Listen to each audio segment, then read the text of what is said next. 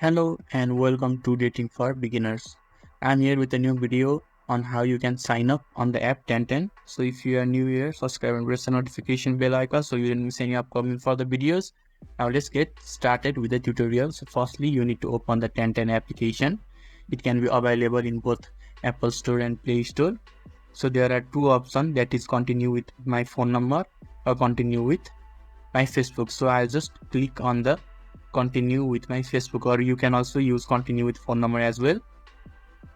So I just need to open the Facebook application and they will verify it, and then I can sign up to the Tantan application successfully. As you can see, now I have signed up into my Tantan account and they are asking me a few questions. To access my device location, I'll just allow it only while using the application, and they're asking me to enter my number. I'll just do it later, or if you want then you can add a number as well and they will send the verification code to your number. I'll just click on the maybe later. Now you can just swipe right for like and swipe left for dislike. So this is a dating app. So this is how you can easily sign up on your Tantan application in your device. So if this video is helpful to you, give a thumbs up. Thank you.